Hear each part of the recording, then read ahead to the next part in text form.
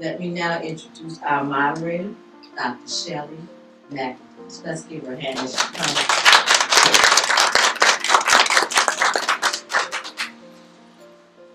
Okay, thank you, Dr. Barber. Welcome all those who attended. We appreciate your presence on this particular Saturday for such an important discussion. The roadmap for this discussion is as follows. The panelists will discuss at least 3 questions. Second, a PowerPoint presentation will highlight key areas of literacy. And third, your questions, your comments, and some answers. So now, I'm honored to introduce the panelists. As you notice on your program, these are brief bios. I do want you to include for Peggy Thomas that she does have a master's degree in curriculum and instruction, which is not on the printed bio. But their brief bios cannot reveal the full scope and depth of their work and dedication. So I will introduce the panelists to you, and they will give a little wave of their hand. Yuba Barber, Dr. Diane Fabu Jackson, Gabrielle Johnson, Alicia Sherrill, Toby Tanzel, and Peggy Thomas. The first question or statement: describe the literacy crisis and why do you think it exists? And anyone can begin.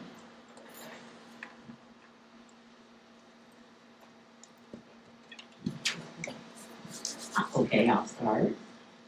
Well, we know that the literacy crisis refers to a widespread and significant problem where large portion of the population, including adults and children, lack adequate reading and writing skills for functioning in society. So it's a major problem. Many of our children as well as our adults. A report that was published in January 25th, 2025, I just want to read just a couple of numbers, highlighted that 54% of adults between the ages of 16 and 74 lack proficiency in literacy. 54%. 43% of adults with low literacy skills live in poverty. So this crisis disproportionately affects students of color, multilingual learners, and students with disabilities. I just want to highlight just a couple more numbers. The National Assessment of Educational Progress did a national report card, and they found that 43% of fourth graders in the United States scored at or above proficiency level. That means that more than 50% did not. And just 17% of Black students, 21% of Latino students, 11% of students with disabilities, and 10% multilingual learners can read proficient by fourth grade. So we have a big problem, and it's not new.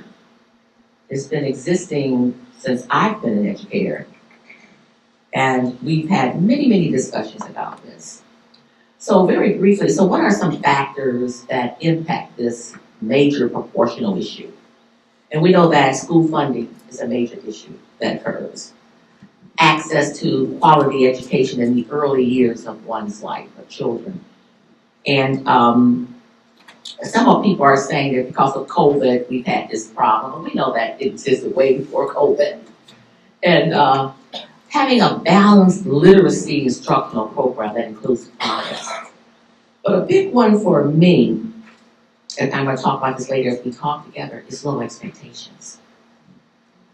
Low expectations between self and the adults and the environments that we've created for our children, which is a major issue, I think, that is one of the factors.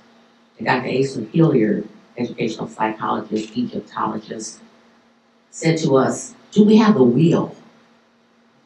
We have all the data. We've been knowing the data. But do we have the will to change the numbers for our children?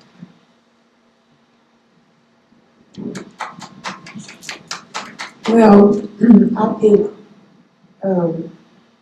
I haven't been teaching, I've only been teaching a little bit more than 10 years. In my first teaching job, I taught 6th grade, all subjects. And what I learned pretty quickly is, unless, there are kids who have special challenges, but for most kids, if they were a struggling student, they were not a strong reader.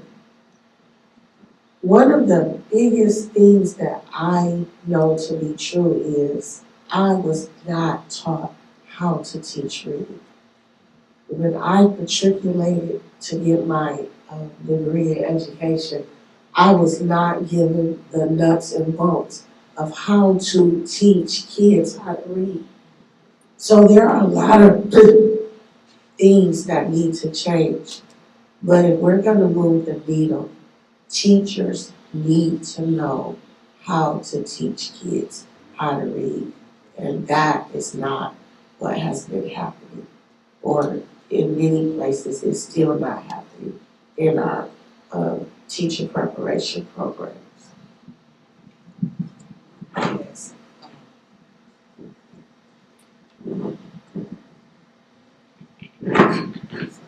Hello? Yeah. I just wanted to include with that is that this crisis, this literacy crisis, stems from interconnected webs of flawed education, practices, and impact of technology, which one of the panelists and I was speaking on the way over. The technology that they're using in the schools, the computers, are not giving the children the necessary decoding skills, especially for the primary, the first graders. We feel that it should start in kindergarten, actually, decoding, but it's not there. The computers is just, we need our teachers, and we need qualified teachers to teach this. And also the factors that create these barriers are barriers to developing strong reading and comprehension skills are just that. Not just that, but several of those factors is what's causing our literacy crisis. When listening to these things, what I hear is the structural racism that has been created within our communities and our people that keeps our children from learning. And when we are not able to comprehend what we are learning or not able to share with other people what we are learning, it creates language barriers within our community now. And now our children are not able to go beyond where they want us to go beyond. There's a line already drawn of where they're supposed to go, right? So that is what I hear, Ms. Nancy. Just to add to that, we talk about the curriculum and the outdated curriculums that are in schools today. Most curriculum, most schools are based on, they don't include a lot of the reading techniques or strategies the students need to be able to be successful.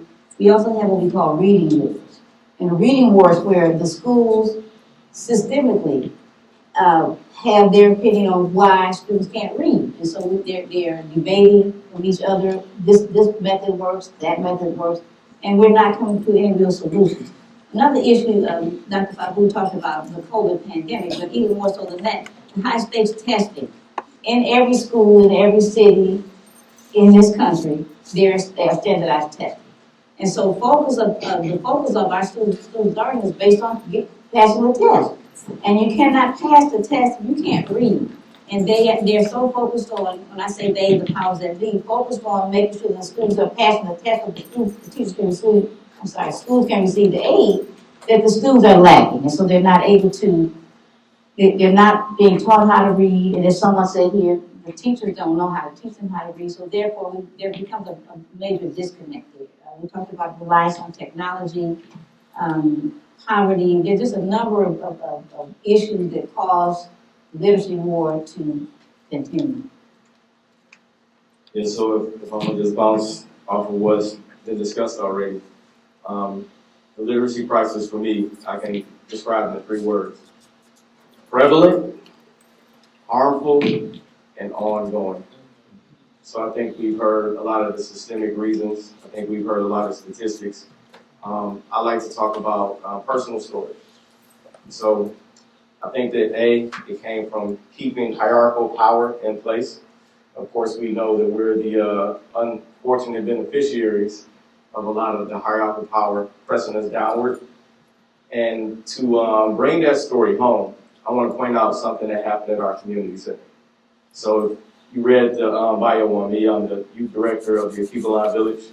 And hey, Dr. Gill. All right, so youth director of the Akiba Village, and we work with children in after-school programming, summer school programming, and also teenage work programming. So my wife came on board to help out with cooking our food. She's Caribbean, so the food is delicious, by the way. But in doing that, there's a bleed over. You know, just because you have one position doesn't mean that you don't assist in others. So she heard one of the young men that was a 7th grader using inappropriate language. So she told him, you know, you don't talk like that. The reason that you don't is because it restricts the amount of growth that your mind can go into. So what I want you to do is I want you to write a paragraph showcasing other words outside of cuss words. The young man was 12 years old and could not write a paragraph. So I was telling this story to Curtis Brown, who was the former principal of Dawson Elementary. And before I could finish the story, he said, she started crying. I was like, how'd you know? It's like, because people that aren't in this like us, in the trenches, they don't know how prevalent this issue is. And that was just a sign that shows that the system is working.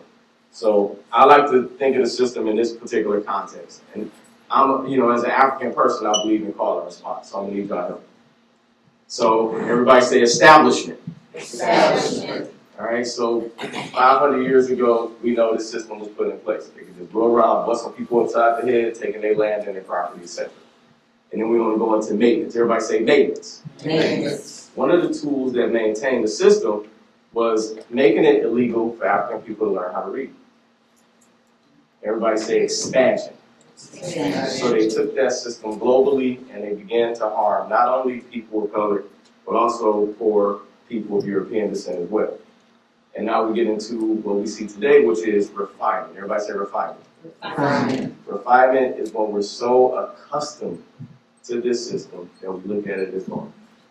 So my wife ran into an issue where she got to see firsthand how A, abnormal it is, and B, how prevalent it is. And that's how I do it all. So we've covered quite a lot in that. So is there anyone who want to add on to that before we go to our next question? I'd like to add on to that. I think you said something very powerful about how we've normalized this. And because we've been talking about this a long time, Detroit Public Schools had one of the top trainings and curriculum for attacking this problem. And we worked very, very hard to deal with it. But we still notice some gaps in our children learning. So what is that? What is that?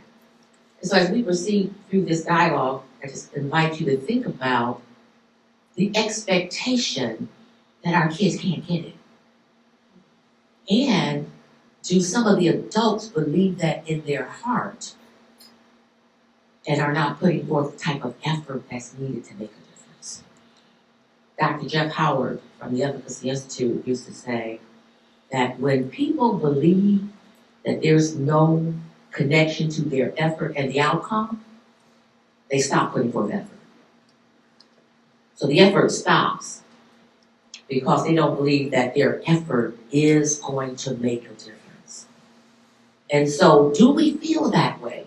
And we need to uncover that. Are the adults working with our children feeling that I'm not going to work that hard because they can't get it? And do we have this sense of inferiority in ourselves that we haven't explored enough to go after it with a lot of vigor and know that there may be some other strategies available that we're missing because of the way we're thinking about how our children learn and how we learn? So I just want to plant that seed as we proceed Can our kids get this? Why is this, is the data the same for 60 years? We've normalized. And so if we've normalized, we have to get out of the box. And as Jeff Howard says, do we understand the power of effort? And let me just say one short thing about that. For example, a young man or a young lady who's failing spelling, right? You know, they're not passing their spelling test, and we say to them, you need to do what? Try harder, study harder. What does that mean? Mm. And so Jeff Howard says that effort has strategies. So if you're not providing me with strategies, what does work harder mean? Because I'm going to continue to study it the same way I've been studying it. So when a teacher says, show me how you study this word, and then the teacher sees the flaw, and she or he might say, let's try this strategy. So effort is a major issue as well. We normalize a certain type of effort, which is not working for our kids.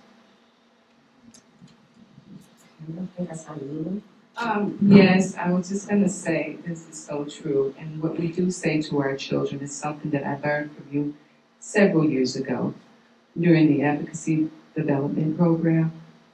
Think you can, work hard, get smart. And that's for children mainly, to think, to work hard. We as adults don't have to work as hard.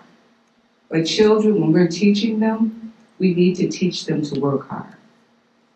And also, I think this has a great impact. Literacy has a great impact on our society because with our children, if they can't read, they tend to drop out of school sooner.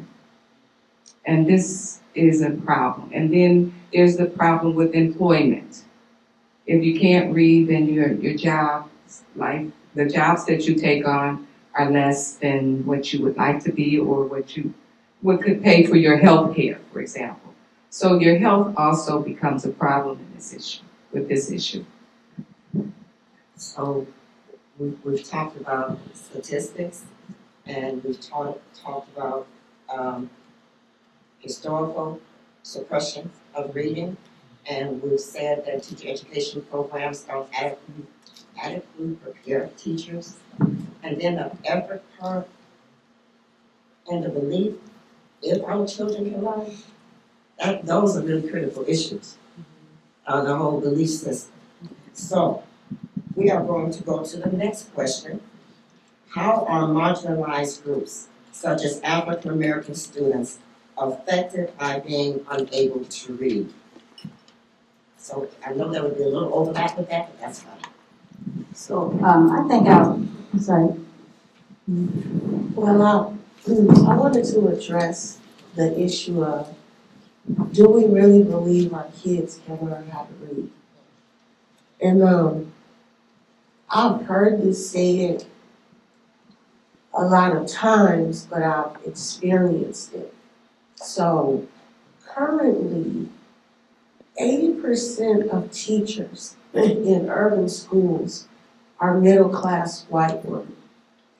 That is not what the kids who are attending urban schools, that is not the demographic of the kids who are attending urban schools looks like. And here is why that's a problem. Because the research shows that children of color who have, in 12 years of education, who have just one teacher of color, have more successful outcomes. And I think that, and there are all kinds of reasons why, but I think a lot of white teachers who actually are well-meaning really do have a lower bar for our students. And I think that that is the elephant in the room that is not spoken about. A lot of white people, their only interaction with kids of color is in the classroom, and they bring many of those stereotypes about what our kids are capable of into the classroom. And I think that there's an unwritten They may not even be aware of it, but some of the comments that they make, they really don't believe that it's worth the extra effort to do the work for our kids to be successful. And I think that's one of the problems.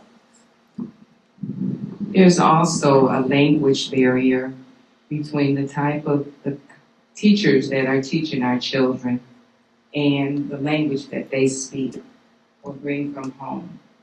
Their language is quite different. And so I don't think they spend as much time trying to input what is needed with our children.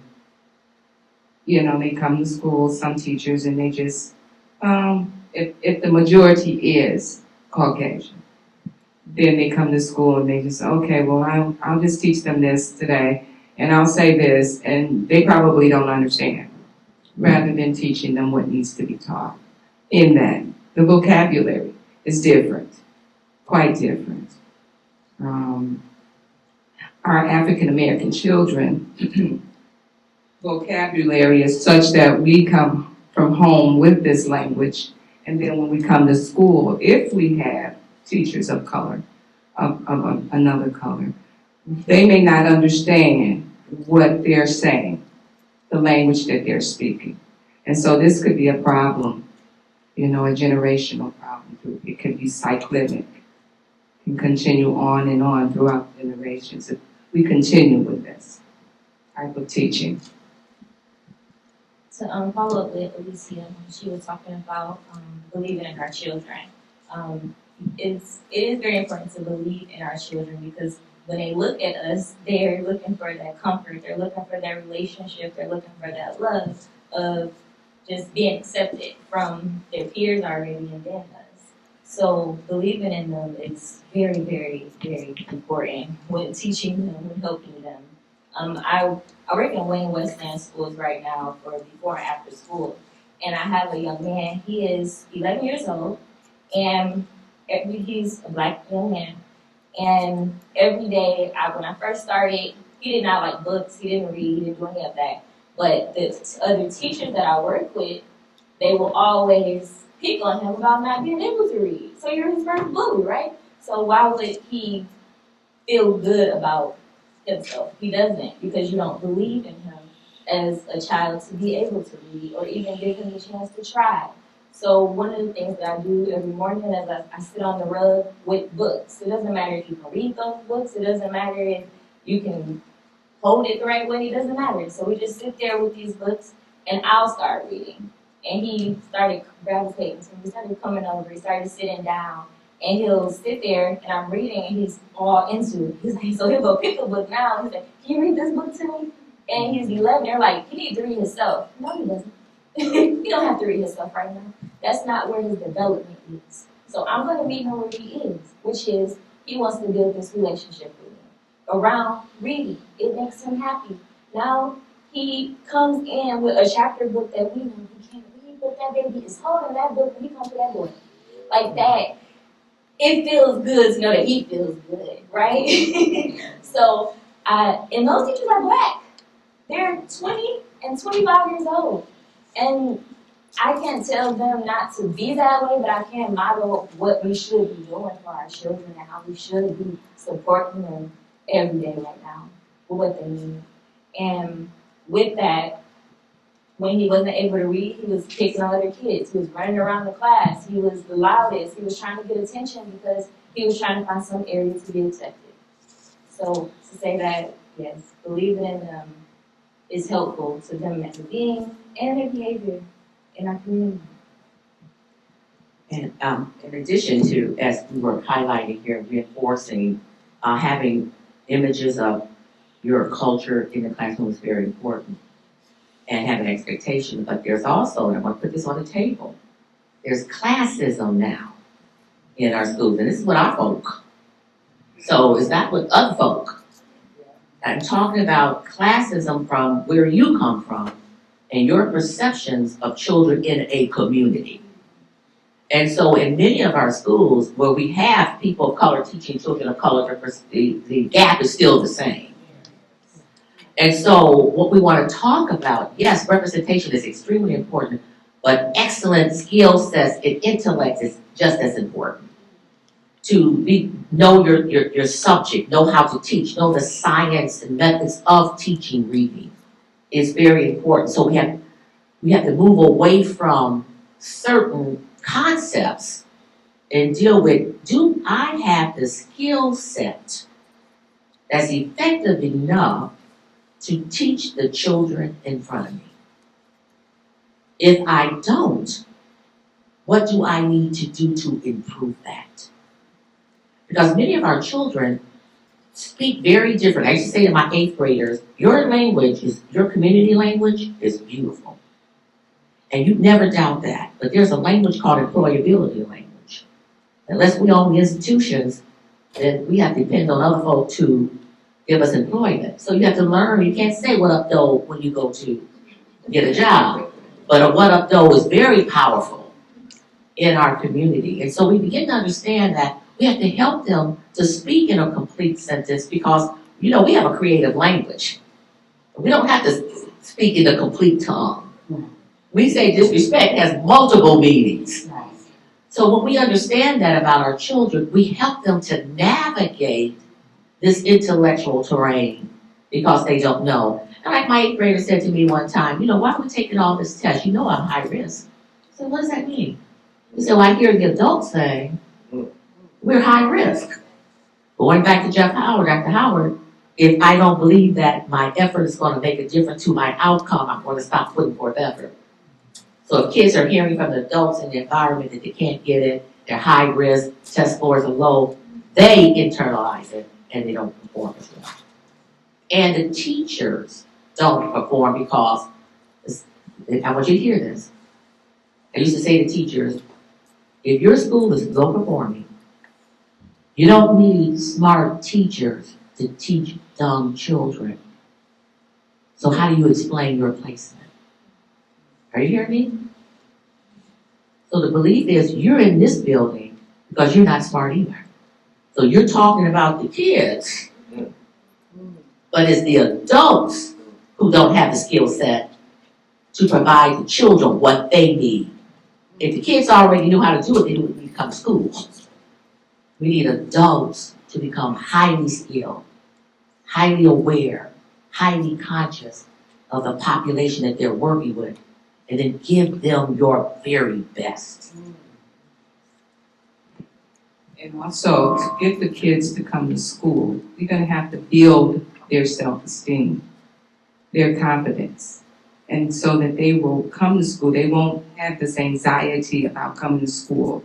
And I believe that the dropout rates won't be as high if we can just build our kids' self-esteem and make them happy and feel good about learning to read.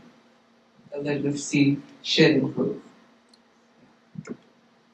And it'll help with their emotional well-being as well. So I want to thank you, Dr. Shelley, for allowing me to be a part of this panel. This is exciting, taking a lot of good notes. I want to add to what you had mentioned. If you guys want to take notes on this, these are some authors who you can write down.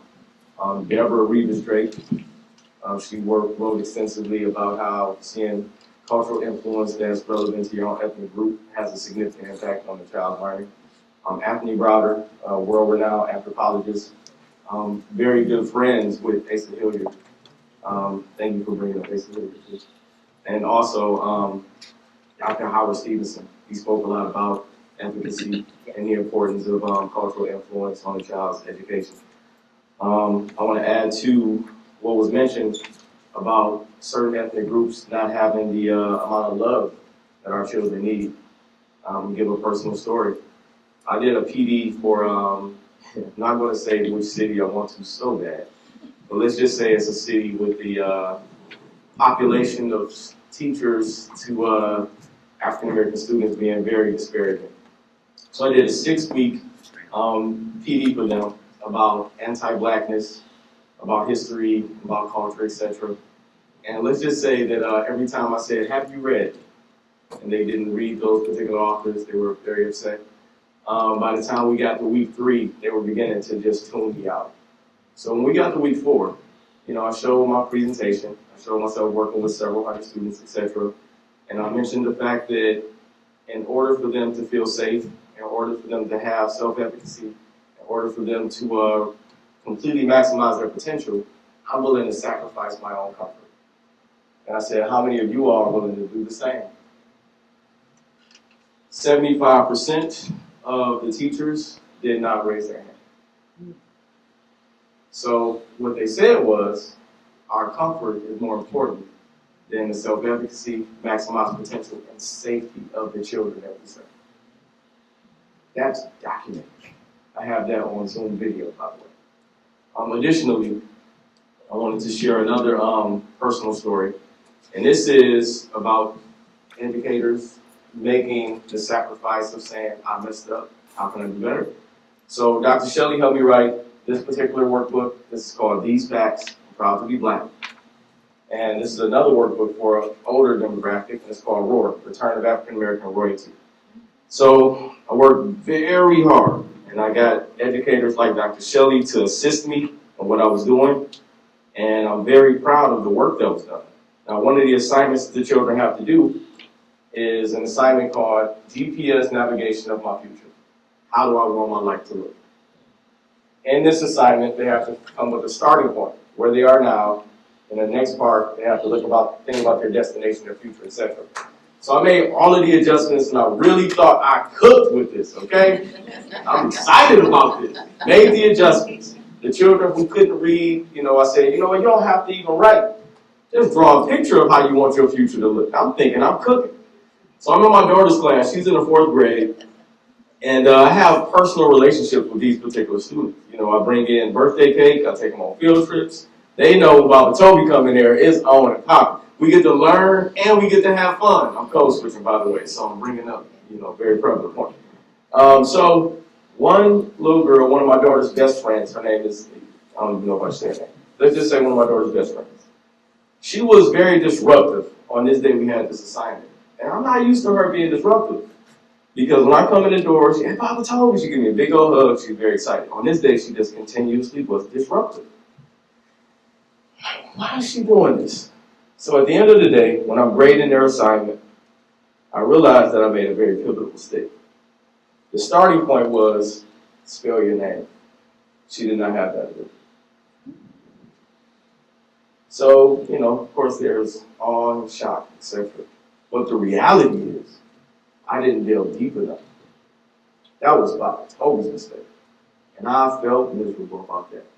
And I did, what I could to rectify it. I was very apologetic to her teacher. I was very apologetic to her. And when I came to that conclusion, first thing I did was I called the teacher.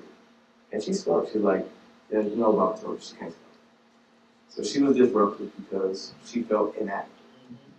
And that is the result of 5 centuries of social engineering, where you restrict resources and maximize potential and self-efficacy of Black children. So in that moment, I learned to make certain adjustments to the workbook. So this is something that we all have to do. We got to look in the mirror and start there and say, what am I doing wrong as the adult? And just to piggyback on that, everyone said, put my notes away. But anyway, to piggyback on that, that's what I was going to say about Toby. The fact that because our kids can't read, that's why we have so many discipline problems in the classroom. Thanks. We have workshops on behavior management and all those programs, but they are familial if this child can't read. If you go to that child and find out why they can't read, my daughter's a teacher, so I visit her class from time to time. And she's shown me some material. When I work with teachers from Wayne Greason when I taught, the fact that it was always the same. The students who are having difficulty, as you said, are the ones that act out. And a teacher, you talk about, doesn't matter what color you are, black, red, green, purple, doesn't matter. You have to identify that and say, okay, what can we do to help this child? And again, one is that teachers can't because they don't know how to teach students how to read. But the fact that when I see the list of kids, Black kids that are in the special ed programs, that are in remedial reading, all those programs, there needs to be something that we as educators, as a community, to work out so that our young people do not get identified and placed into those various programs. They are not acting out because they are, quote, bad. They're not bad. They can't read. When I see, as you said, this young lady couldn't write her name, I saw a little boy. He couldn't even copy his name from the board. His name, I mean, it was like, what is this? I couldn't even read it. But when I sat with him one-on-one, and I'm a biggie for rubbing his back, I'm like a grandma in the building. So I'm rubbing the back, I'm sitting next to him. So that I said, that you write your name, then I want you to trace over your name with me. Now, the teacher didn't have time to do that. They have too many students in their classrooms. They have to follow a mandated curriculum. So in the African American, the question was how they marginalized. They are, because the teachers aren't equipped, no fault of their own, in most cases, sometimes it is, because they have overcrowded classrooms, because they don't have the resources, they're not able to handle that. So therefore, our kids are labeled as special ed. And that's not fair. They're coming from homes where there's probably special ed is a systemic kind of issue in the homes. And so we need to come together as a community to address that issue. So again, I appreciate what I've heard so far, and it is absolutely true. The behaviors that we see in students, they are not bad. They just can't do. And so that's how they let us know they can't do. They don't want to be embarrassed. Kids don't want to be embarrassed either. We don't want to be called out and be embarrassed, and neither do they. So they act out to get out of the room so they're not called out, and you don't know what they're doing. So having said that, that's my comment. Okay, so we're talking about marginalized groups and African Americans being included and Latino students being included.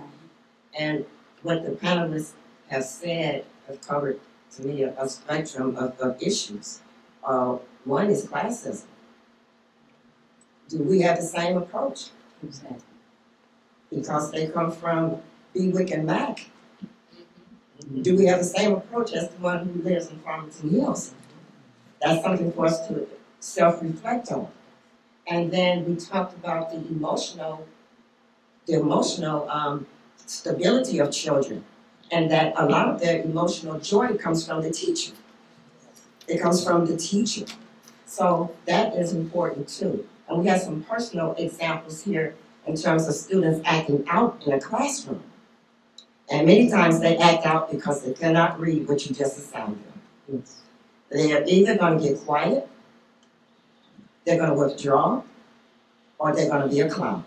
I've seen all behaviors in the classroom because they did not feel competent to read what we just set before them. So that question was, how are marginalized groups such as African American students affected by being unable to read, affects their whole emotional state in terms of even going further in life and in setting goals. So we're going to go to our third question, and still there's some overlap here. How have teacher education programs prepared potential teachers and teachers in the past to teach reading? You know, many of the education programs, I did some adjunct professor work at Wayne State University. The teacher programs are pretty good. They're working hard to give teachers strategies for teaching reading, but what's happening is a lack of alignment. There's often a lack of alignment between what is taught in teacher preparation programs and what is needed for effective reading instruction in the classroom. And some of it is a lack of understanding developmental stages. Chip Woods has this wonderful book that talks about developmental stages from the ages of from 4 to 14, and it deals with the socio-emotional, the cognitive, the physical. But what it shares with us is many times we don't understand the developmental stage of a child and what's appropriate behavior developmentally, and how that behavior can become problematic if that behavior is not planned for. My specialty is in adolescent education, teaching young people who are 13 and 14. And teachers don't teach reading in middle school or high school. They expect students to become ready. So what we find out is low comprehension skills. They don't have the foundational skills. They don't know how to make their thinking visible. So you say, Robert, tell me how you answered that question. and they struggle with that. And so teacher programs, they're giving basic skills, but when teachers come to the schools, it's a different ballgame, especially with our adolescents. Most of them are functionally illiterate. They can read third, fourth grade level, but many of the seventh and eighth graders cannot read. And they won't read unless you provide them with topics that are of interest. Or just a quick example, my eighth graders, I received a group that were like maybe third, fourth grade reading level. And they did not want to read. But I found out that a friend of mine was teaching Black Boy by Richard Wright at Bates Academy. And she was telling me how much they loved it. I said, fifth grade? I'm going to teach that to my eighth grade students. Well, I received pushback from it. Because they said it wasn't approved for middle school, but they allowed me to do it. I sent letters home to parents to let them know that there would be some profanity in the book, but that I would be creatively teaching them. And so, when the students opened that book, because middle school students developmentally appropriate like to curse, that's developmentally appropriate, is problematic when it's done inappropriately in a setting, right? Right. They opened the book, they saw, damn, they looked up at me, they looked around. And so what happened with that? They became so engrossed in that story because they wanted to understand Digger Thomas, who was the protagonist. And so teachers told me they ended up taking the books from the kids and signing it, taking them in the bathroom. They were under the desk trying to read the books. They were sitting with their friends, letting their friends read the book to them. After that, I was able to get some traction. So the dialogue and discussions that we had around Digger Thomas and this whole issue helped them to see that reading could reveal information to them. And I was able then to get more effort from them. So developmentally, we have to understand our children. Middle school kids like to have shock treatment. They like to have drama. So you plan for that. You plan for them to be in plays. You plan for them to write stories. You plan for them to do these things. And then we get more effort. So what I think that's happening is we're not understanding our children developmentally. And so we're allowing things that are developmentally appropriate to become problematic because we haven't planned for them to occur. And so they're withdrawing their effort, especially in middle school and high school. Probably to piggyback on that, I was an adjunct professor at Maryville College, and one of the things that I used to talk to the professors at the University of College about was that, as you said, they have no contact with the schools. And so when they taught their methods courses or their reading programs, they tended, as you said, not to know the reality of it once they got into the school. So as a result, when those teachers did get into the school, they weren't able to be be effective with the students. So that's one of the reading programs. The other one was that I saw the one program again that I looked at for reading teachers. They were focusing now because of the standardized testing nationwide. Reading teachers spend a lot of time learning about how to analyze and assess data, and that's good. However, if the data needs to be improved, we need to teachers need to learn how to be able to do that. And that's what's not happening. You can look at data, they can read it and tell you what it looks like, what the scores are, how poor you are doing or how well you're doing. But now teach the teachers that you're training to be a teacher how to go to their building and correct that. And that's what I'm not seeing. So yes, you're right, they do in fact have programs in place, but they're just a major disconnect. They are here and public schools are here. And so you do it your way and we do it our way, but we need to come together as a group to make it more effective. Well, I also have a few quotes here about one special education teacher says, she was taught that children read naturally if they have access to books. An interventionist specialist in Ohio says, if you want to get children excited and interested about what they're reading, find books that they're interested in. And just read. How can you read if you don't know how? Right.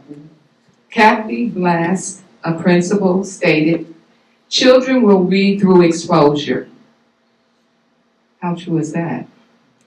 just being exposed to a teacher that sits up and reads books all day? Do they learn how to read? These are ideas that are rooted in whole language. Okay? Whole language proponents dismiss the need for phonics. Frank Smith, an intellectual leader of whole language movement, wrote, "It's only through reading that children learn to read. Trying to teach children to read by teaching them the sounds of letters is literally a meaningless activity." How many of you agree with that? Whole language belief that learning to read is a natural process. Word walls rest on the idea that learning to read is a visual memory process rather than understanding how letters represent sounds. Teachers may be heard telling kids to guess at words they don't know based on context clues and pictures rather than systematically teaching children how to decode. Well, again, when I matriculated, that is what I was taught. Primarily whole language. That's not true. The reality is, reading to kids makes them excited about it, and that's important. Kids need to believe reading is valuable, and they need to believe that they can do it. They have to have a personal investment in wanting to do it. Learning how to talk is natural. You can take a kid, plop them in an environment, because when we bring our babies home, we're not sitting coaching them on how to, we talk to them and we talk to each other and they pick it up. Reading is not like that. Reading is abstract. And I'm noticing as a first grade teacher, I'm actually supposed to teach. One of the things that I have to do with some kids is get them to understand that those words that they see are connected to the words that come out of our mouth. If kids don't know that, they're not going to learn how to read. It's not natural, it's abstract, and my job is to make that connection clear, plain, and explicit. And what we're driving into is the phonemic awareness is important for our children, but the teachers are not learning that is the importance. In my child care, I have school-age children that come in and sometimes they need help with their homework. And I found that I had a language barrier trying to help them with their homework because they're learning sight words. They're not learning phonemic awareness, which is blinking and sounds. They're not learning that. So it was hard for me to teach them the right way to read because they were like, well, I just need to know by sight. I don't need to know those sounds. I'm like, well, you do need to know those sounds in order to know other words. You know cat by sight, but you don't know bat because you don't know the act. So it was, yeah, it's different. So that is what they should be learning more of. And I believe with the child focus, if we're able to bring that into more schools, that will definitely help the teachers. So I'm gonna continue with what Mama Gabby just mentioned. But before that, I'm gonna bring up the fact that Mama Gabby, as one of my children's teachers, and Dr. Shelley, as another one of my children's teachers, have personal relationships with them. Dr. Joy DeGroot, which I'm pretty sure we're all familiar with, and her mentor, Dr. Edwin Nichols, they consistently talk about the one-to-one relationship being the singular most important thing for African people, especially our children. So Gabby showed up to my son's graduation from kindergarten. Okay, Dr. Shelley is somebody that my children see all the time here at People Line Village. So the status quo educational programs at their schools clearly have the effect that they're having. My children go in to the schools and they dominate. Not because they're better than their peers, but because they have people like these guys teaching them phonemic awareness. So the proof is in the pudding. So they say, oh, now Sarah's such a great reader. And oh my God, Laura's such an exceptional student. it had exceptional teachers teaching them the way that works best for us. Additionally, I want to make a connector. I want everybody, again, call a response. I'm a black person, so it is what it is. Everybody say, Beast of the Southern Wild. Beast of the Southern Wild. That is a very important movie for us to watch. Because that movie talks about people being reared in a reality that they have to have survival skills in. So the movie is about a backwoods, southern, very tribal area in Louisiana. In this backwoods area, they got a whole different set of rules from the mainstream environment.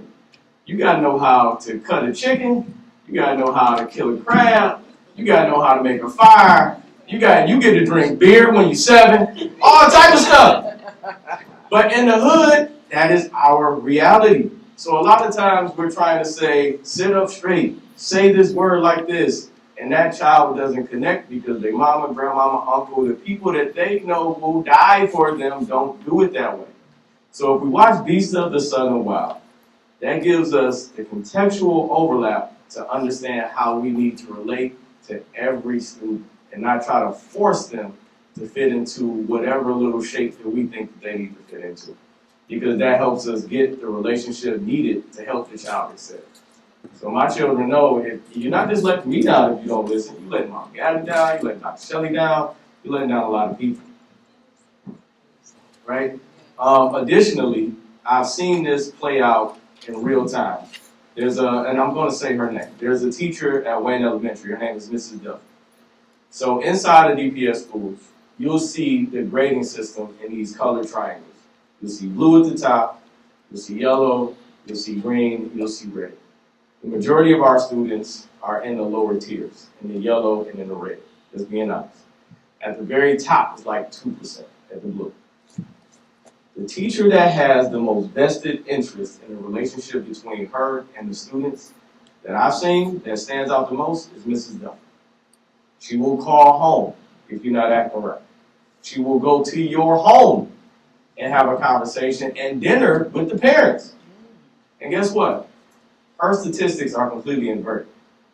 The majority of the students are excelling, and it's because of her investment in the relationship and making that connector from there into the academics.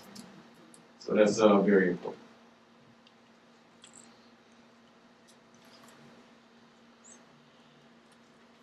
Okay. This is an amazing panel because we're getting a whole cross section. A whole cross section of what's happening in education from their personal experience, from their educational experience, and they've covered a lot of areas, and these areas that they've covered, we also know that there are answers to those. And we know that there are some resolutions to that. So before we go into our PowerPoint, which will highlight some areas of literacy, is there a closing statement that someone didn't say that they wish to say now?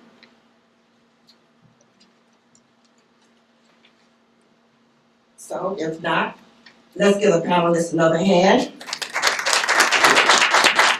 I just wanted to say that I think getting back to teaching reading systematically, the science of reading will greatly improve our children's literacy. Okay. And with that, Oh, I have one. yes. So I was reminded of the importance of connecting the children from the bigger Thomas story, connecting the children to the story. So one activity that I did with the students that I serve is a journaling activity. And I was talking to them about the importance of journaling and how that can be a mindfulness activity that helps them self-regulate their emotions. And you know, I'm using all the big words in the beginning. And I was like, all right, to the activity part. I want y'all to tell me a personal story about yourself, and you get to use as colorful of language as you want to. Everybody, yeah, you get to be as colorful with the language as you want to. Yes, Dominique. Mr. Tass, are you saying we can cuss? But you don't want to. They did that activity for 45 minutes. When the teacher for the next class came in to take them to their next class, can we just stay for 10 more minutes? Mr. Tansel, you cool with that? Totally cool with that. And I heard, in fact, Dr. Shelley read one of the stories of one of the young men talking about being bullied because of his weight, and he got into it. These MFs keep messing with me. I'm going to bust somebody in the head. I was like, whoa, boy, you was putting the words together. Okay. And Dr. Shelley brought to my attention the fact that all of these things need to be documented so people can continuously have improvement as teachers and parents and students and stuff like that. So when they are in the lesson being presented, they really tap in. Yeah, I just want to say one more thing. You triggered that for me too. Yes, that let's not give up on our adolescents because they are brilliant. Many of them may not be able to read well, but they can comprehend very well. And they need to know how to use the tools that they're given. Many of them don't know what an index is. I said to a ninth grader, tell me about your book that you're going to be reading. I think it was a history book. He says, I'm not reading it. And I said, why? He said, it's too thick.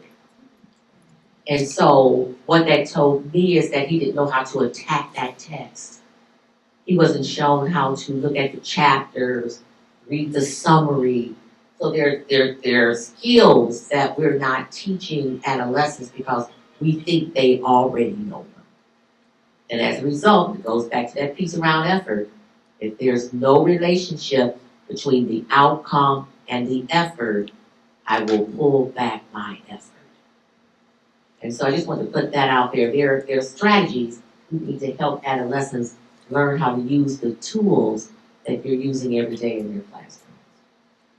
Yes, and so we talked about connecting not just with elementary age children, but adolescents. Yes. Because there's a recent article that says that children in high school, many of them are functionally illiterate. And they're graduating from high school, yet they can't read fluently, or can they write a paper fluently? So, with that, we're going to move on to highlighting some key areas in this short PowerPoint presentation. These books were published in the 1970s and 1980s. Why Johnny Can't Read, The New Illiterates and How to Keep Your Child from Becoming One, and Why Johnny Still Can't Read, a new look at the scandal of our schools.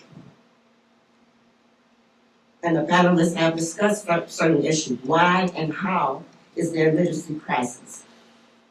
Although there are 3 reasons in this slide, and Barbara Toby did mention about historical suppression of reading through anti-literacy laws, I will highlight only 2. 1, failure to acknowledge standard English learners, and 2, failure of effective instruction. So failure to acknowledge standard English learners, and our panelists did touch on this.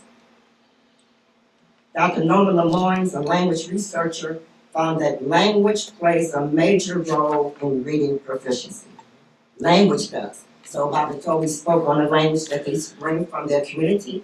Dr. Fabu spoke on that too. And the language that they bring from their community is all right. But they have to learn how to speak another language. So Dr. Lemoyne did her research on several groups. I'm highlighting African Americans at this point. Enslaved Africans used their linguistic heritage from Africa, which influenced the structure, vocabulary, and pronunciation of American English, or American language. This form of African American English was passed down from one generation to the next. There are phonological differences. So if you think of enslaved Africans, the first generation, they're speaking their own tongues, and now they have to learn in English, a different language, just to carry out whatever directives there are and just to survive. It was really ingenious how they poured in their own language rules to create a new language. And that's the African American language. So I'm only going to touch on 2 here, but I think you can identify with them. The consonant blends. In mainstream language, when those two consonants are at the end of a word, it's pronounced desk, test, cold. But in African American language, we take off that last consonant. It's desk, test, and cold. How many of you say, oh, it's cold outside? No, you say it's cold outside. Oh, It's cold. The TH sound. Dr. Lemoyne said in parts of West Africa there was no TH sound. In mainstream language, these words are pronounced this, thin, and mouth. In African American language, is this, tin, mouth, bathroom, birthday. Because of that TH sound, it's still a language. I'm only highlighting two of those phonological differences. But there are grammatical differences too, in terms of verbal agreement. In mainstream language, he runs home. In African American, he run home. And then there is the habitual be. The habitual be. We all know habitual means habit. that's right. In mainstream, she is often at home. In African American, she be at home. Yeah. We be going to the store. They be coming over. It is an African American language. The point is that we don't discredit that language, or do we demean the child, or demean the person. The point is, African American students are standard English learners. They speak in English, and African American English. Now they have to learn a standard English because these are all in their textbooks, employability. They can learn both. So their phonics and grammar were passed down through generations.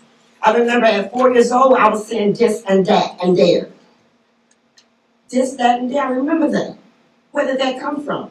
It had to come from being passed down from generation to generation. I must have heard my mother say it, my father say it, but that's what I said. That was African American language. But they can learn to translate from their language to mainstream English. There's a 4th grade teacher who I coached when I was a principal. She took the samples of her 4th grade students, and they did say, we be going to the store. And she told them, this is your language, and it is a beautiful language. It's from your culture and your history. Now I want you to translate. And those babies went to the board, to the whiteboard, and they translated to standard English. Now we're looking at failure of effective reading instruction. And someone mentioned that too on the panel. For decades, learning to read was based on the flawed philosophy that we learn to read naturally. I think panelist Hewlett Barber said that. This is far from the truth. Children were taught in the whole language approach to look at the picture, guess the word. The picture could be a mountain, but the word is hill. Reading text cannot be a guess. It requires that students know the written symbols of their spoken language. So let's look at some resolutions and some answers. These are inclusive. And our resolutions are based on brain research, effective reading instruction, and the direct instruction model. These are the steps to learning to read, and I heard panelists mention that too, phonemic awareness. So phonemic awareness is the ability to hear, identify, and manipulate individual sounds and spoken words. They don't, at this point for phonemic awareness, they don't need any letters. They come to school already with a language. So if the word is man, they need to be able to hear those 3 sounds, and. They need to hear that. If they don't hear that, phonics doesn't make any sense to them. So you have to build up their phonemic awareness, just being able to hear the sounds of the language they already speak. The alphabetic principle is the understanding that spoken words are represented. Mankind decided we want to represent our speech. So we'll make symbols. Egyptian hieroglyphics Chinese characters, alphabets. The alphabets really came from the African nation of Phoenicia. Phoenicia, I think that's the name of it. But they created the alphabets. So it is an understanding that what I speak are represented by letters or combinations of letters when it's written. Phonics is a method of teaching reading by correlating sounds with letters or groups of letters, word recognition, the ability to quickly and accurately read and identify words. So that's automaticity. Your brain has done the work. And fluency is the skill to read text with accuracy, speed, and expression. And everybody, what's at the top of the ladder? Comprehension. Comprehension. The skill, they say it's a skill. Then you said sex skill, skill sets? It's a skill. The skill to understand what's read. Effective reading instructions is based on brain research. You cannot see our brains. I'll say that one more time. You cannot see our brains. We've seen pictures of brains. You can't see ours. But it is one of the most powerful organs that humans have. The brain counted the frequency of invisible sounds when you were infants. Little geniuses. The brain counted. And then the brain utilized those frequent sounds, invisible sounds, and created spoken words.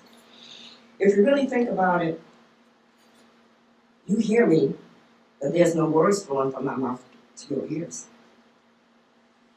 You see words flowing? You hear sound flowing. So a child comes to school with a language. They didn't need a formal class. You learned it when you were an infant. You learned to speak English, Spanish, French, Swahili, whatever household you grew up in, you learned it. So you're little geniuses. And when our kids come to school with a language, look at them as little geniuses. When these invisible sounds are represented by visible written symbols to read and write their language, such as the alphabets, instruction must be direct, it must be systematic, there must be immediate feedback, it must be consistent, it must be explicit, and taught to mastery. So the next short video you will see is on blending and word reading.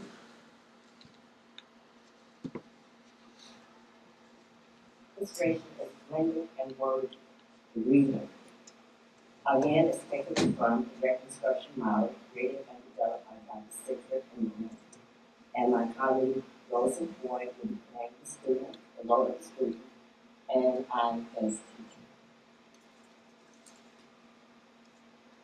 You're going to read each word. First you sound it out, then you say it fast. Sound it out, get ready. Again, sound it out, get ready. Say it fast. Yes, E. Sound it out, get ready. Again, sound it out, get ready. Say it fast. Yes, C. Sound it out, get ready. Again, sound it out, get ready. Say it fast. Yes, C. Sound it out, get ready. Again, sound it out, get ready. Say it fast. Yes, act. That's our demonstration. The language is common, it's not changed. Sound it out, get ready. Sound it out, get ready. What we found in research is that when kindergartners and first graders, the language that their teachers use, sometimes they don't understand that. So this language is consistent and the child knows what to do. In this next short video, this is a Detroit Public School Community District teacher that I coach.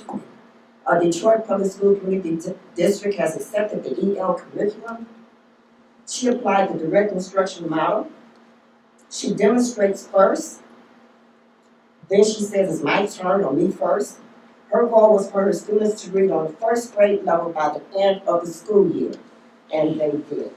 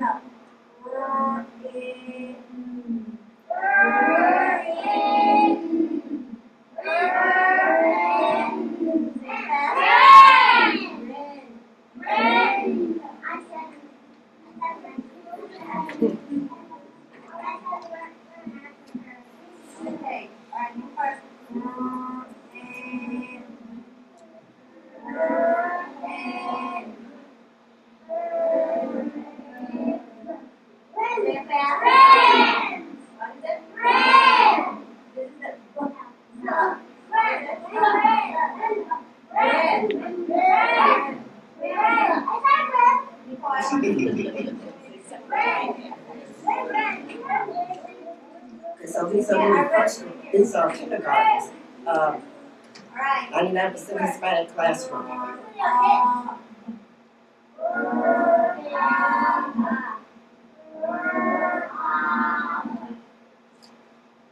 In this next short video, this is Dr. Barbara Williams, a member of the Child Focus team. This is at a charter school in Detroit. She provided reading support and intervention using the direct instruction model. These are second graders, and they are learning that quotation marks indicate what is said.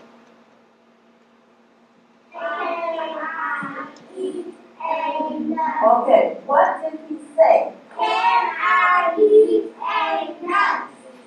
Yes. Go to the next sentence and read it together. You ready? She said, go sit with the cow. That's right, the cow. What did she say? Go sit with the cow. All right, read the next sentence. He said, no, I will not go. Okay, wait a minute, it's a period right here, right? So what did he say?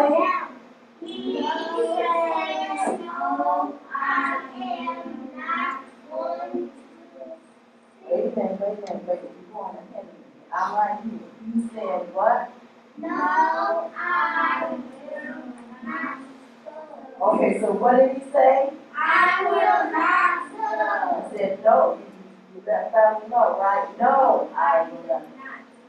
Read the next sentence. So in the direct instruction model, there's immediate feedback. It's not, did we learn this yesterday? I thought you would remember this. It's given the correct answer right then, the correct response right then. We found out that students have been learning words like, sounds. If the word is cat, that they've been saying, that's wrong.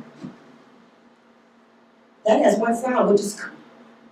So we had a little second grader, we were placing her and giving her a test to see where she placed, and every word she was saying,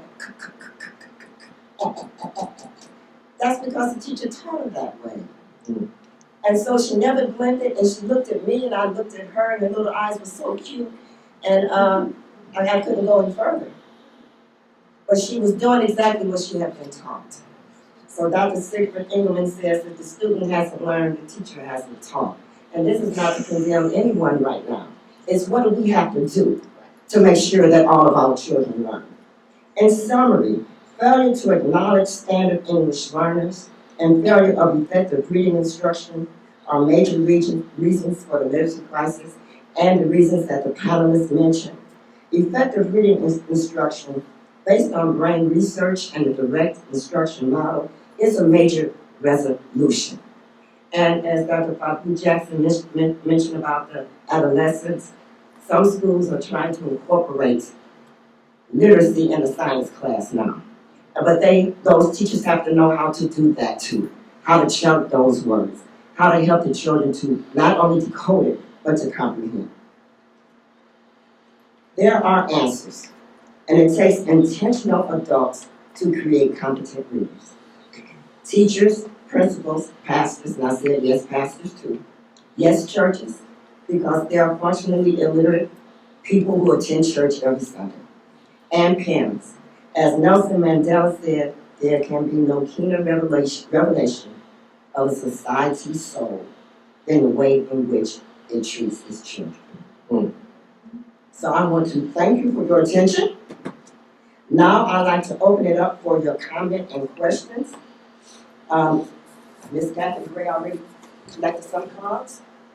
So we're gonna give you a minute. If you have to write down a question, we'll give you a minute to do that, and I will direct these questions to the panel.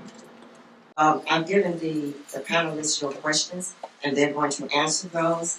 I did have a comment, I just got off with that from Gail Carr. This session changed my life and life's goals. There is a calling. Amen. Amen. That's prophetic right there. Okay, so we can just, yes, I have two. One, it's like Brother Baruti asked a question, okay, about, it says, is the new best model for education, community model where 8 to 12 parents hire teachers to home-based teach their children from a culturally relevant curriculum. As a homeschool consultant, homeschooling is effective. A culturally relevant curriculum will work if it follows the guidelines of standards for that particular state. So in this case, we're going to talk about Michigan. So yes, if 8 to 12 parents are willing to do that, get a curriculum together, but you want to still include the standards that the state is mandating for every course, and then make sure that it's followed. So as a consultant, what I do with the parents is that we identify curriculums, or if the parents develop their own, I make sure that they have standards that they're addressing and skills that they're addressing. I think someone talked about skills. A schooling is not just you get your children together, you get a couple of books, we're going to spend a couple hours homeschooling, and that's it. What I do with my parents is that I make sure that we follow the state guidelines first. Then once they select the curriculum, I work with them in that particular curriculum. And so we decide, after I tested their students, if this will work for them. Okay, so there are some students who are more visual learners. So there's some programs that deal more from that particular perspective, okay? But in terms of culturally relevant, you're absolutely correct. We just talked about it. Languages in the black home is different than it is somewhere else. Not that it's difficult, and I like the way that you guys said how they come to school with the language. We sometimes, black teachers, say that our kids don't know, they come in here with no skills. That's not true. They do have a language, it's just not the standard language. So, but I would be cautious that these parents that are homeschooling, teach them both, make these kids bilingual. Okay, so we just don't want to teach all black power, we all into this, brother, because they're going to miss out on something they're going to need. Continue the black power, because that's what I do. But you want to also teach those skills that they're going to need to be successful in what they're going to do. So yes, it can be done and can be done successfully.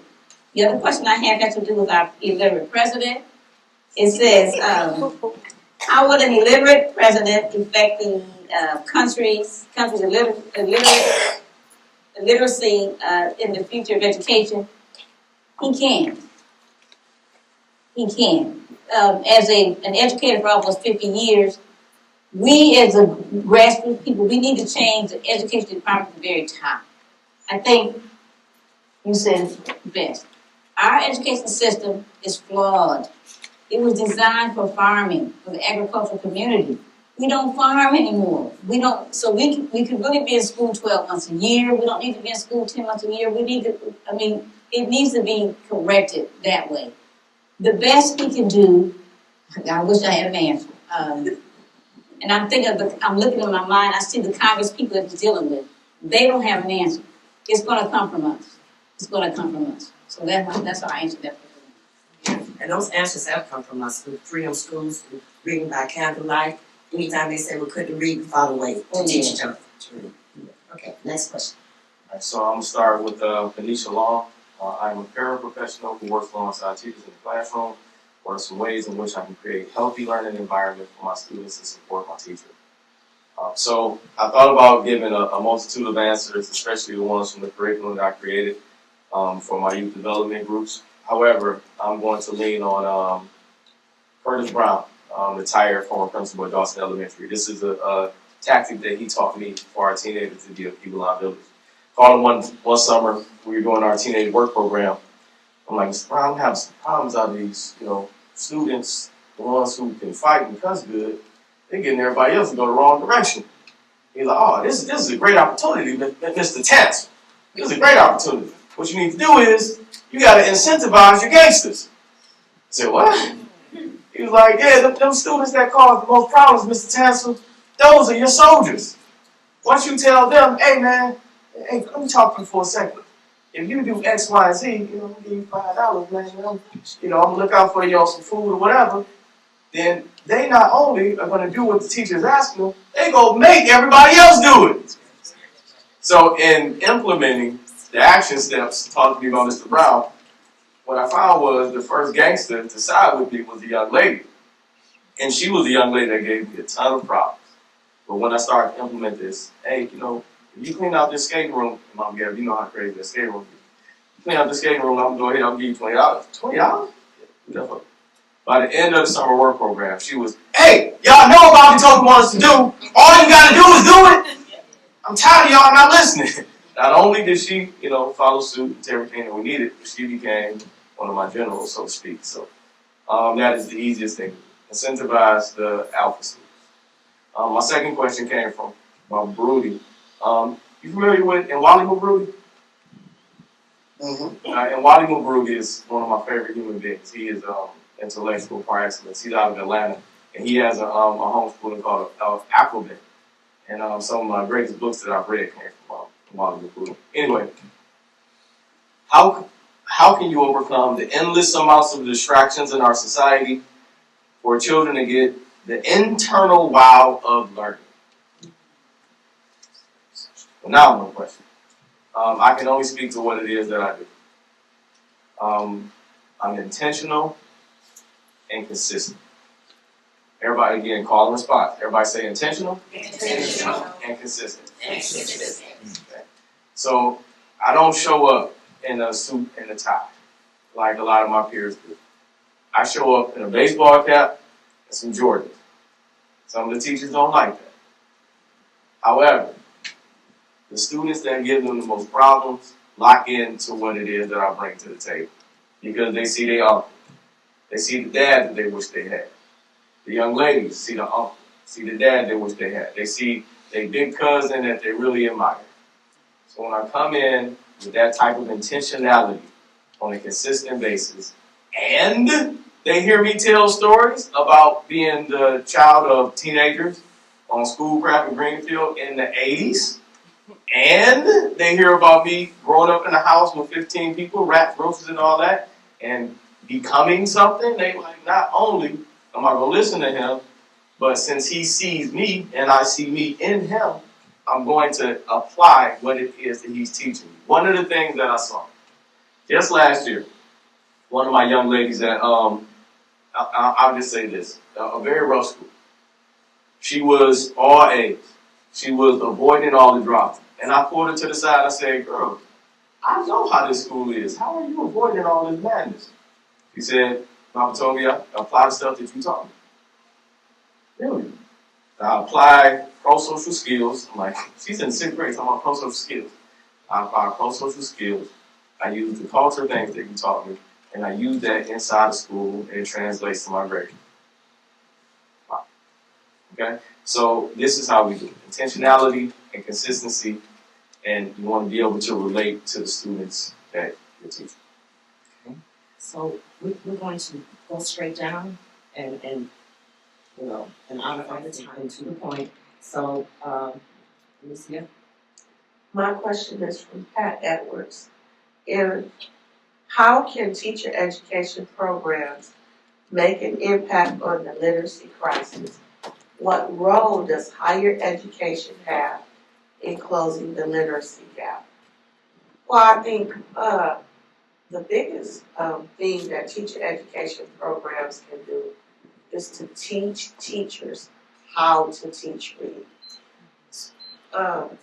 I have a degree in elementary education, and I learned pretty early in the game that if I didn't know how to teach reading, I didn't know how to teach. Because everything else that I want kids to learn, they can't get it if I can't teach them how to read. So give teachers effective instruction in teaching kids how to read. Amen. My question is from Dorothy Thomas. How can we as a community address the lack of foundational skills within the home? Many students are left to fend for themselves in terms of schoolwork, homework. How do we begin to hold the parents accountable and assist them also? Okay, so I hear two things here. When empathy, is something that is important. Understanding that we're all in this together. There's not you. There's no finger pointing. We're all in this together. And having to work together to be able to overcome this obstacle that we have, because it's something that we can overcome. It's not something that we have to keep leaving where it is. Holding parents accountable and assisting them. When we say holding them accountable, I think sometimes that can be felt as an attack coming from a parent, because sometimes they're doing their best. They're giving all that they can. So being understanding, asking them questions, how can I help you? Where do you need help? What is needed? And also creating these evenings or days where the whole family comes out and we have an area for parents, we have an area for children, and then we have the area where they come together and they use all of that together. And it can be helpful. Quick shout out to Dr. Patricia Edwards, who's sitting in the back. She is a scholar with language arts, literature. Her work with teaching African American males how to read and some of the books that she collected. Raise your hand, Dr. Edwards. Just a phenomenal person. So, resource, want to talk to her afterwards. The first question is from Deechanaba Ali, and the question is reading comprehension. I struggled with this and was a spelling bee champ. What strategies are needed? You know, many students, spelling bees, they're able to read words and to spell them well, but many of them don't know what they mean. Because teachers don't teach multiple definitions for words. And so it's important, because when we see a word, we bring our own belief and lens to that word and its meaning. So it's important to teach the meanings of words and not send children directly to the dictionary. Most children don't know how to use a dictionary. Plus there's words in the definition that they don't understand. So you have to teach definitions directly and explicitly so students have an understanding of the word. For example, I observed a classroom where the teacher was teaching a concept, the word tornado. And she was giving the attributes of it. She says, how many of you understand tornado? This little guy raised his hand in second grade. He said, my mama drinks those. And no, it was hurricane. I'm sorry, it was a hurricane. And so this teacher's sharp. She says, okay, Robert, tell me what you mean by that. He said, when we go to Red Lobster, my mama drinks a hurricane. It's in a tall glass. She said it's strong. And he was highlighting the attributes that she had given, but it came from his understanding of that word. And she says, and the kids start to snicker, and she says, now Johnny, that's great. You've given us one example of hurricane. Now let's take a look at hurricane the way we're discussing it in our class, comprehension. So doing that, teaching it directly. And second part of this, as a homeschool parent, what should I be doing for my fourth graders? Making sure they understand what they read. And as Dr. Shelley was saying, making sure that they have that explicit instruction in phonics and phonetic awareness so they understand the sounds. But our kids struggle with comprehension because we don't give them an opportunity to discuss what they've read. What does this mean to you? Making their thinking visible. Second question is from Jim Bailey, and is, Does chronic absenteeism play a role in the literacy crisis? Chronic absenteeism is multifaceted. It's just not one answer because the home has a lot to do with it. Many young people are babysitting. Many of them don't have clean clothes to wear. I had students who didn't come to school because of that. But I found that it didn't impact their literacy. There are kids who are smart, but it does play a role. If you're not there to get instruction, of course, you're not going to learn how to read. But know that chronic absenteeism has multiple meanings and it can affect literacy. Thank you. My question is from Jim Bailey. The literacy crisis. Is this a social issue or an ethnic problem? Well, I can tell you that it is a socio-economic problem and sometimes political. It happens to the marginal groups. It's called marginalizing, and it happens to those groups in our society, such as African Americans and Latinos. It limits access to resources, the social aspect of it. Your resources are limited, and the children, the Black Americans, the African Americans, the Latinos, they may be faced with unfair treatment, and this can manifest itself as limited access to jobs, education, and healthcare. It is a widespread issue, but more so socio-economic, and it's driven by factors like poverty, insufficient funding, and a shortage of qualified teachers. So in conclusion, I'd like to say that to address this barrier to quality education in public schools, it requires a multifaceted approach that includes increasing funding equity, investing in teacher development, revising curricula to meet modern standards, and addressing the broader socioeconomic factors that affect learning. Investing in teacher development, I'm saying we need enhanced professional development programs. We need mentorship programs. And we also need competitive salaries and benefits to attract teachers. Okay. So those are majority of our questions. Thank you, panelists. I do have a question from Dr. Rivers. How do we interact with our new mayor to change education in our communities? And that is a good question because you say it's multifaceted, right? Some political influence needs to be with this. I'm thinking that one of the things, not going to say all of them, is to help rebuild our communities because our communities were our foundation. And to help rebuild those in some way or another would help, and then to take the problem to her.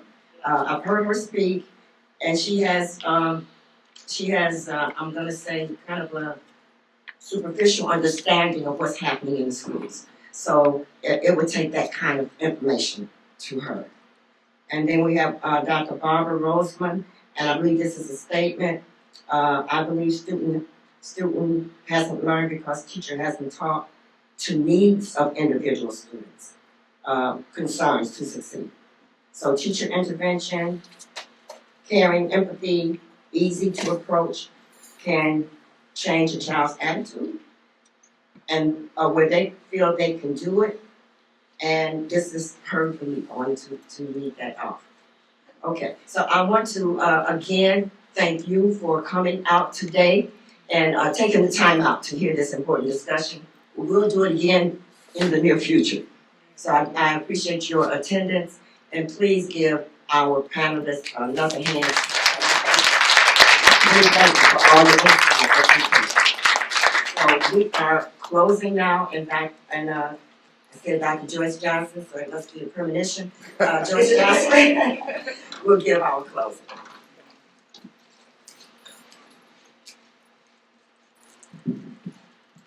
Again, thank you all for your attendance. I understand how valuable your time is, And so we thank you for choosing to spend a part of it with us. On behalf of the Naja Monifa Literacy Center, we truly appreciate your presence and your participation in this forum. We extend our gratitude to our panelists, to our greeters, to the Farmington Community Library staff, to Mr. John Fox, our videographer, and to Dollar General Literacy Foundation. We ask that you please review your program to access the QR codes for information about Naja Monifa Literacy Center and to make a donation if you choose. Dr. Shelley's latest book, Warriors and Angels, all proceeds will be go towards the Naja Monifa Literacy Center, so I encourage you to check it out. In the midst of a literacy crisis, fueled by limited access, effects of reading wars, and uneven resources, we are reminded that solutions begin with us. Every book we open, every child we support, and every community we strengthen is a powerful step towards rewriting the story. We thank you all again, and we ask that you enjoy the rest of your day.